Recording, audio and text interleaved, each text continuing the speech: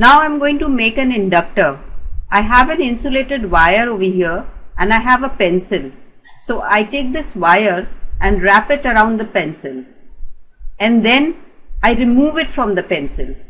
So I simply have the coil over here. Now this coil is an inductor.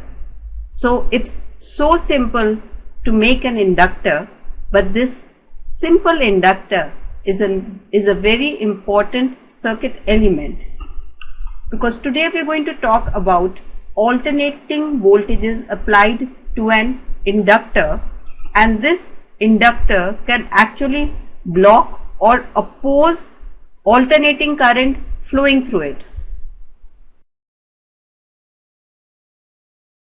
Now take a look at these two cases.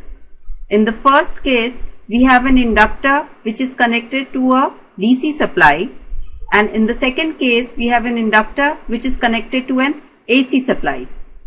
In the first case, a constant current will flow through this inductor and you can see that the lamp lights brightly. So this inductor simply behaves like a coil of wire. But in the second case, the lamp does not light up as brightly as it does in case of the DC circuit. So there seems to be something else happening over here. The inductor is opposing the AC current. Now we are going to use Lenz's law to explain why is there an opposition to the flow of AC current through an inductor. Now recall that an alternating current varies in magnitude as well as in direction. Now when the current increases from 0 to say this peak value during this time interval, the current through the coil is increasing, which means the magnetic field linked with the coil is also increasing. Now there will be an induced EMF. The direction of the induced EMF will be given by E is equal to minus d phi by dt, which you know is Lenz's rule. In case the current is decreasing, for instance during this time interval, the current decreases from its maximum value to 0 value. So when the current is decreasing, the magnitude of the magnetic field linked with the coil is decreasing. So you have an induced EMF. Now you know that the flux linked with the coil phi is given by L times I, where L is the self-inductance of the coil. In case you are not familiar with this relation, then you can first revise the section on self-inductance of a coil. Now since phi is equal to Li, so the induced EMF E is given by minus L times di over dt. So when a current tends to flow through this coil, there is an induced EMF which is opposing the current which is flowing. So the voltage V which is required is given by L times di over dt. To maintain the current, the applied supply voltage V must be equal to the back EMF E. So the voltage applied to the coil must therefore be given by V is equal to L di by dt.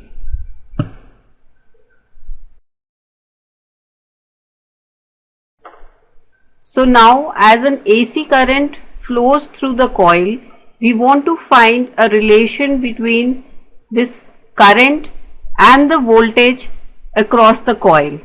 So we'll just figure out what is this relation between the current and voltage.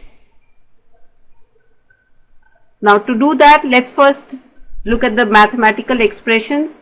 V is equal to L di by dt, and we need to find out I from this expression.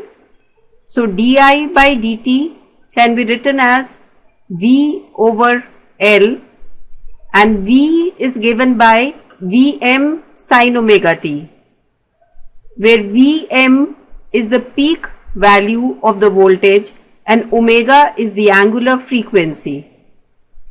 Now if we integrate this expression, we get I equals, this would be integral Vm over L sine omega t dt, and this is equal to Vm by omega L, and we are going to write this as sine omega t minus pi by 2. See, we've specifically written it like this because the voltage across the coil is given by Vm sine omega t, and if you write the current in this form, then we can compare the phase between the current and the voltage. Now we'll further write this as Im sine omega t minus pi by 2, where Im is the peak value of the current and this is given by Vm over omega L.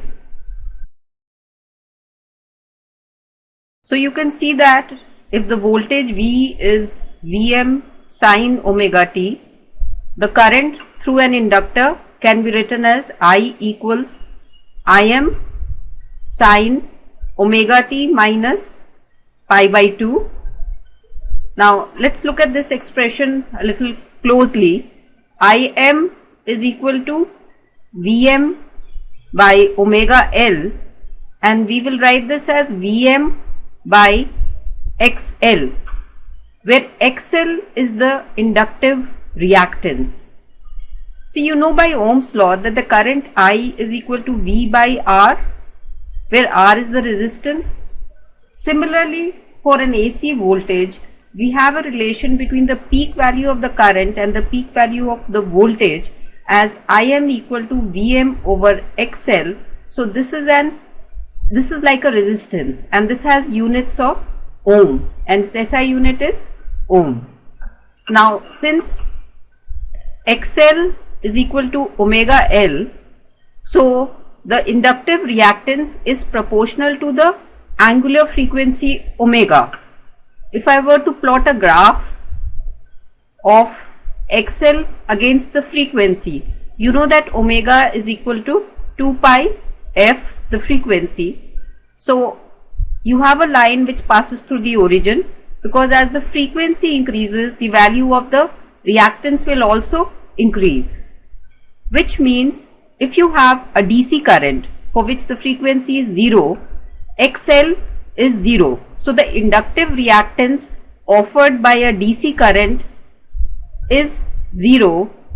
That is why we had the case where the lamp was glowing brightly, assuming that it was an ideal inductance and it had 0 resistance, or we can say extremely low resistance. Now we'll draw a graph showing the phase difference between the current and the voltage. See, the voltage V is Vm sine omega t and the current I is Im sine omega t minus pi by 2, but it might be just a little simpler for us if we write it in the form of minus Im cos omega t while we are plotting the graph. Now let's draw the current. Let's first draw the voltage, since it's a sine curve. So let's say this is the voltage, and we could write, say we have omega t on this side, then this would be 2 pi and this would be pi and this is 0. Now to draw a graph for the current, cos 0 you know is 1. Now since cos 0 is 1, so I will be equal to minus Im. So the graph is going to start from this point. Next, cos 90 is 0. So the graph reaches this point. Cos pi is minus 1. Cos pi is minus 1. So minus and minus becomes plus. So this will have a value of plus Im. Again, cos 3 pi by 2 is going to be 0. Cos 2 pi will be 1. So you have a value of negative 1. Now let's join these points. Now, this is the graph for the current and this is the graph for the voltage. This is just a representative sketch. You can't put any units for the value on the y-axis. This is not volts or amperes. So, this is just a sketch. Now, this shows that the current lags the voltage by 90 degrees, which means that the current reaches the same value as the voltage after a quarter cycle.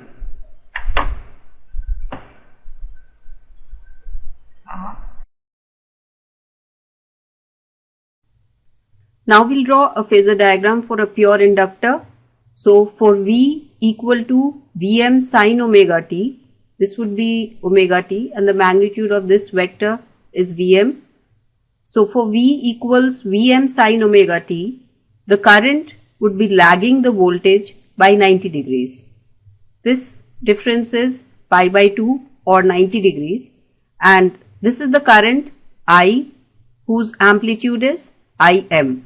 So this is a phasor diagram for a pure inductance.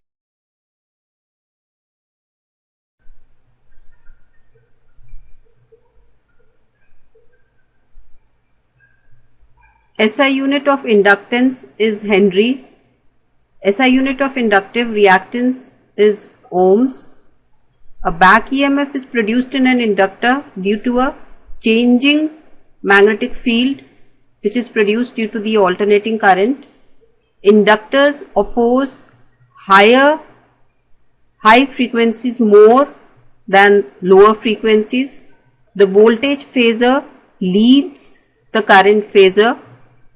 For an applied voltage whose peak value is V0 and angular frequency is omega, the RMS value of current, the peak value of the current I0 will be equal to V0 by omega L, and I RMS is equal to I0 by root 2.